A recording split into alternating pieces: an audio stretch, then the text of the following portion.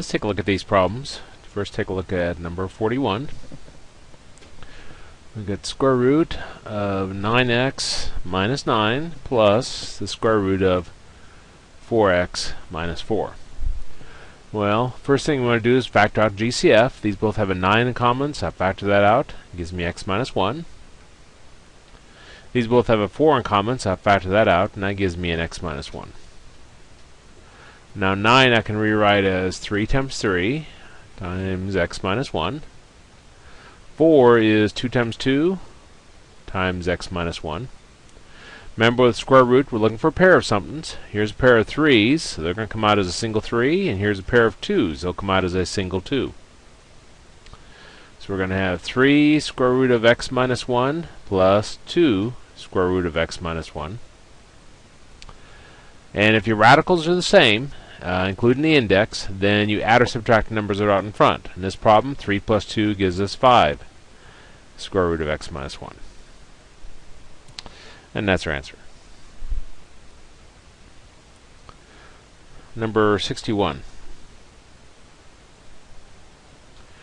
We got, square root of 2 plus 3 square root of 6, and square root of 3 minus 2 square root of 2.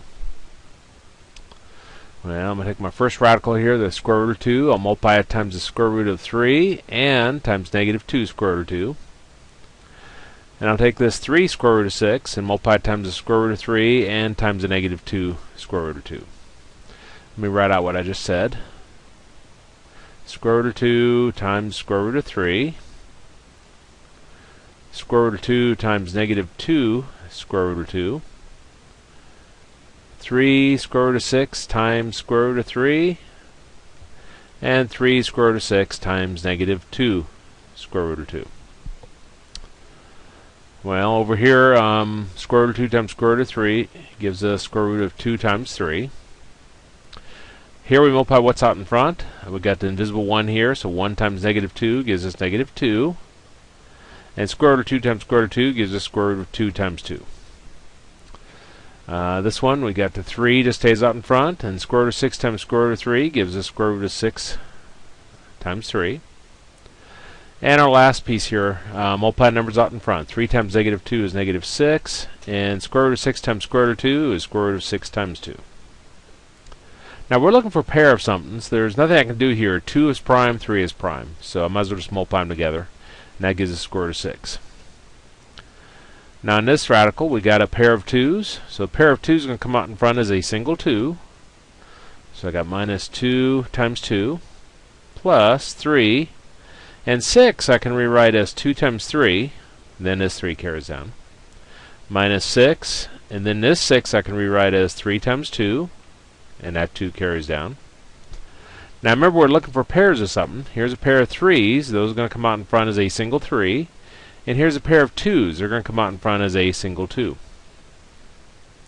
So we've got square root of 6 minus 2 times 2 is 4, plus 3 times, and we're bringing a 3 out. And we're left with a single 2 inside, so we've got square root of 2. Minus 6 times, we bring a pair of 2's out as a single 2, and we're left with a 3 inside. So that gives us square root of 6 minus 4. And 3 times 3 is 9, so we got 9 square root of 2 minus 6 times 2 is 12, square root of 3. And that's our answer. And hopefully this time I actually remember to email this to you instead of just creating it and not emailing it.